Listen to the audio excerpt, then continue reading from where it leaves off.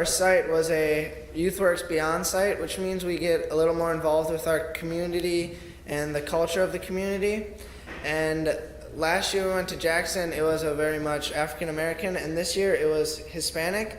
And so one night we went to a church and had three people that moved here from Hispanic countries talk, and one was undocumented, which means he had like nothing, he wasn't really legal, but he wasn't doing anything like harm. He was going to college and trying to go to college, but he had to figure out how to, after college, get a career because the college that he was going to like accepted them undocumented, but he couldn't like really graduate or anything, get really a degree or something. And then one was, I don't remember what the other two were, but that guy, he was undocumented, and it kind of really stood out to me because it's like, it showed that, yeah, there's a lot of illegal Hispanics, but they're not really doing that much harm. Like, he was going to college and trying to just do a career, and he didn't really have a choice. His family moved here when he was young, and he couldn't become a citizen. So after that, the next morning we went to, what was it called? The consulate, the Mexican consulate, which is like the legal side of trying to get these undocumented Hispanics legal. And they told us how hard it is for them to get documented and them to go to public schools and just do everything the same. And it was just the legal side, how hard it is, and that, so yeah.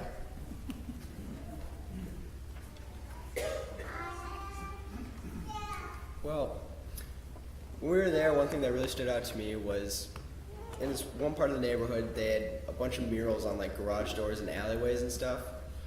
So I thought it was really interesting because it was just to prevent graffiti on people's homes and stuff.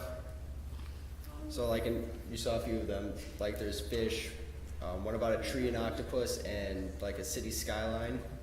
And that was just really interesting to me.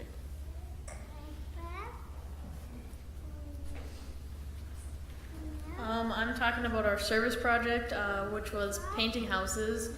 I guess it's the first time I've ever done like a actual like painting service project, and it was really different compared to like all the other ones I've done. And it just kind of like made me feel like I actually accomplished something because it was there to stay, and like it's changing the neighborhood because they're going through the whole, like all the neighborhoods, and they're kind of like just painting up all these older houses because all the houses around there are just like they're from like 100 years old, a lot of them are, and they're just kind of fixing them up and making the whole neighborhood look pretty awesome. So yeah. I'm going to talk about our service project. It was Nathan, Schultz, Emma, Lita, and myself, and we had to go to the YMCA and like teach. We had a sports camp, so we played a lot of basketball, but we also had like little Bible skits that we'd put on, and we made like over the 4 days or whatever, we like did like David and Goliath stuff. It was pretty cool. We all had a blast trying to act that out, and it made me feel awesome, like how the kids participated in all the stuff we did at the Y. We had a blast there. That was awesome. All right, so I'm already laughing at all these pictures on the screen, but I actually had a really heartwarming moment on the trip, and I wanted to share that with you guys. I celebrated my 18th birthday over the trip, and the day that I was there was the second day I was painting houses, and I was at this lady named Anna's house, and she was with her family. She's a single mom. She had 4 kids, and they didn't have a lot. They didn't. They let us use the restroom in their house, and it was bare. There was a couch, a dining table. They didn't have a lot, and Bill used maybe 100 nails trying to get the siding of her house to stay on.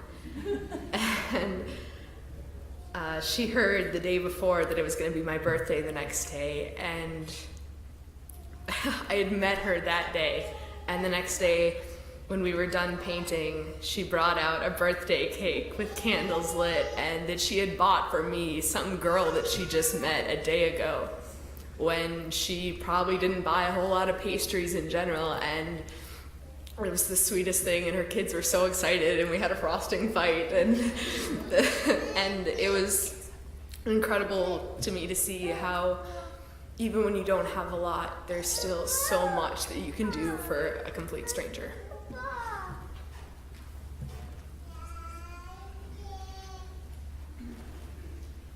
Well, the first thing that I did when we got down there, we went to a place called Bethel, where kids would come during the summer to like play games and to learn.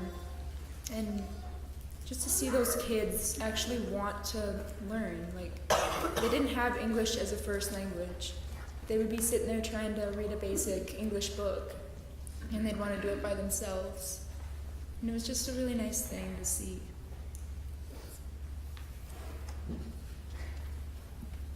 So the first place I went was the Presbyterian Manor, and we went there and we just helped with crafts. And the first day they didn't really talk to us; they were just kind of like quiet. But the second day they were really glad that we came back, and they were really open to talk about their past and about like their religious views, and they wanted to find out about what we were doing here, and they were really just glad to see us. And then on the second day, we had the opportunity to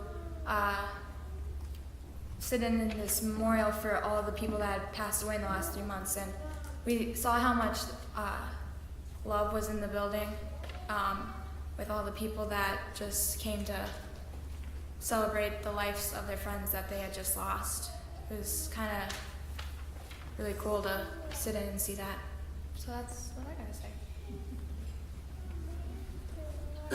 I worked with what Johnny said at the YMCA in Kansas City, and we played a lot of basketball with the kids. And when you go to the community, it's mostly soccer based. So most of the kids, all they do pretty much for when they get bored or something, they just kick a soccer ball around. So it's kind of fun to see them try to learn basketball skills, since they're using their feet, or they're using their hands instead of their feet. And some of the kids actually, you could really see them open up to like the youth works people, and it's cool to see how you don't know them, or they don't know you at all pretty much, and they'll still treat you like they've been friends with you for your whole life pretty much. So on Wednesday night, we were told that there was going to be a worship service, and it was kind of reminded me of what we do here on Wednesday nights, where we come and we worship, and then we had a little message at one point in time, and then we go to youth group, and so that's what I was expecting. And so when we went, they were like, well, does anybody want to come up here and like play guitar, sing, or do whatever? You can just join the band. And so, like, a few of us, I went up and sang, and there was a guy that went and played guitar with them, and they had like just this massive band up there playing and singing, and a lot of the songs we sang, they did a mix between English and Spanish, because it's a huge Spanish community, and they had like other community members coming there to sing. And so me and this other girl that I just met had walked up there, and we were gonna sing, and all of a sudden this Spanish song comes on, and we're like, yeah, that.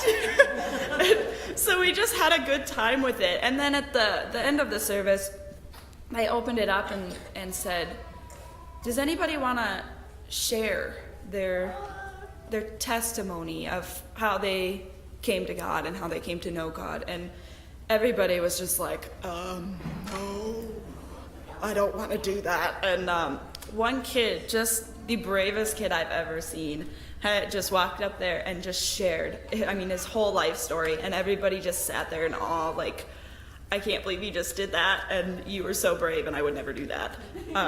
And so throughout the rest of the week, I just looked at him in awe, just at how everything he's overcome, and it just proved that God can really be there throughout your life. A couple things I like to touch on is that we really felt that this community was working together. There was two leaders, one was Greg and one was Lee, and they came to that community. Greg came because he worked there, and all of a sudden he felt the need that whenever he came to work in that community, he felt home. So him and his family moved, and they live in that community, and he's kind of the housing director, so he helps line up the houses that are going to be fixed up and helps them. They'll either cover the paint themselves, or the homeowner has to cover the paint, so they have some equity into it and ownership into it. And you saw some of the colors, very bright colors, Hispanic culture, so it was the bright green and the bright peach color, but when they were done, they looked gorgeous. And that was his calling. He just came there, and that's what he does now. His wife does work out of town in a hospital, but still most of it's right there in that community, and he stays. And Lee, the other guy, was he an engineer? Yeah, so he was an engineer and just came to live in that community. He spends his time after school working with the kids, kind of what he calls a bike club. So he fixes up the bikes, gives them a bike, and he said one story he had is that he'll give the kids new bikes or fixed up their bike, and they'll come to him, I need a new bike. And he said, well, where's your other one?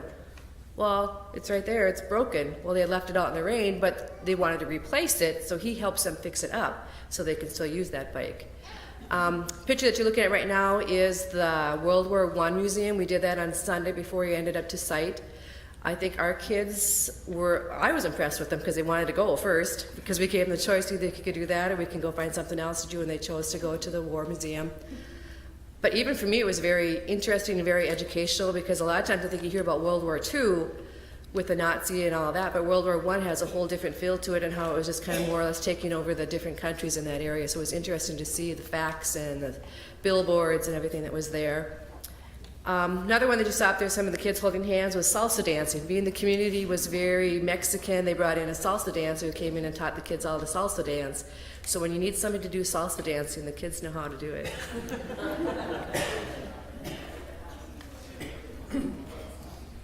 I'd like to thank everybody for your support and your prayers and your financial support of all of our fundraisers, and without your help we couldn't possibly do what we do, so thank you for that. I think the thing that stood out for me in that week was just understanding more about the Hispanic challenges that they have, and finding out that they legally cannot come to this country unless they have a work visa. And when they get here, if their job doesn't work out, or a lot of them have problems with their bosses, they don't get paid, or they're being abused or whatever, they have no other option than to go back to Mexico. They can't stay here and work anywhere else or anything like that. And the challenges of a lot of the kids that come here, I mean, they're like 90% illegal, actually, honestly. And the challenges that they have to go through and how difficult it is to actually become legal. So that was very, very interesting. Lots of notes. I'm ready. So just, I think where we go, I think we make a difference. I think that we go when we paint houses and do all those things. But I think in the end, we come back so changed every time. I think that we get made a bigger difference with ourselves as well. And just a couple of comments. One about the group that goes with us. And the temperature in Kansas City was between 90 and 100 every day. And we talk about it before we start. And we say, look, we're going to sweat all day. We're going to be hot, and that's it. And if you complain to us that it's hot, well, then I'm not listening, because we know it's hot here. I mean, so we get done with the day and we're soaking wet and we're sweating, and there wasn't a complaint. And they're awesome. And we go take a shower, and the day start, and we're good for the evening. And then what happens is there's usually some game that starts in a little bit of free time, and they're soaking wet, sweating anyway, but that's too bad because the shower's not on the same facility we are, so just put on some deodorant and get over it. So, and then again, there's no complaints, and I just am amazed at how well our youth mix in with people from all other places around the country, and they're sharing stories and talking, and how about you, and where are you from, and it's just so cool to see. And also I'm amazed that whatever the task is, we're going to have to do this the way we go. And Rachel, on her birthday, she was standing up on the roof painting, and we were saying happy birthday to her, kind of serenading her up on the roof. Well, it came time, it isn't like the way these youth jump into the task, it isn't like when are we going to be done? It's like, I'm almost done with this. I got some more paint, and I'm up on the roof, and I'm not coming down till this part is done. And we took the ladders down and put them away, and Rachel was still on the roof because she was up over this peak and we couldn't see her. So we had to put the ladders back. I mean, she was going to get it done. I mean, I appreciate that. That's our youth, and they would do Painesville proud. You would know. You have to know that when you're there. That's happens. And so we get up every day at 7 in the morning and we go to bed at 11 at night, and it just repeats itself every day, and there is really no time to get in any trouble. It's a beautiful organization, and there just isn't. And at about 10 in the evening, after we've finished an evening of doing some worship and sharing time, we have an hour of time with ourselves just to debrief the day. And the things that our youth say in terms of hurts or concerns or cares are amazing, and nothing that ever gets said is always respected, and we always are talking about solutions rather than whining about problems, and they're just an amazing bunch, and everybody supports one another, and it is just awesome to see. And just a couple of notes as well. We worked this year at the Bethel group, as I think Nathan was saying, that.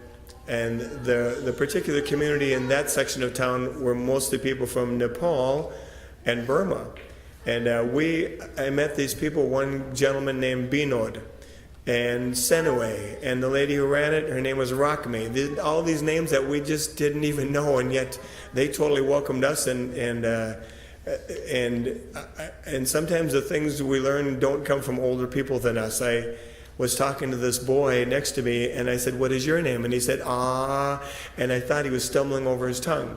So I asked him again, and he said, "Ah," and I said, "Well, come on, spit it out." And this little girl, about 3 feet tall, beautiful black hair, pretty black eyes, his glasses, and she looks over his glasses like this up at me, and she says, "His name is Awe." And I went, "Okay." So this little girl, 3 feet tall, set me straight. I mean, kind of humbling, but my point is sometimes we can learn an awful lot from the people we work with as well. And so she set me straight. This boy's name was Ah, and he's from Nepal, and names that were different than you and I would have used, but it was beautiful, and we just had a really sweet time. I have to thank Nolan Massey and his. He gave us a bunch of maps and sent us on our way. We took a route different than the GPS would have sent us, and we saved a lot of time and energy. And we went to a Methodist church on Sunday morning just before we started our mission service, and Susan Massey was there, and that was really cool. We got to meet she and her church, and they were most welcoming. They had a fellowship like we do after the service, and they just surrounded us and wanted to know what we had going on, and it was really nice to be so welcomed in Kansas City. Just a small note, we worked in a neighborhood called the Prescott neighborhood, and I would liken it to sort of be like, if you know Minneapolis at all, sort of the uptown area, which is sort of close to Lake Calhoun, Lake of the Isles, that had sort of slid into what now would be North Minneapolis. So these beautiful homes.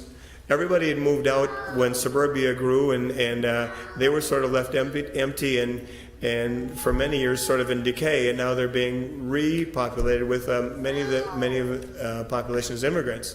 And the idea is not, we're going to go fix your house. Instead, as Lita and Diane are saying, they together have to have some ownership in it. They provide the paint, or they help paint the house, or whatever it is, and instead of restoring this neighborhood for the wealthy people and kicking out the immigrants, they want to embrace the immigrant population and get them adjusted and assimilated into the American culture.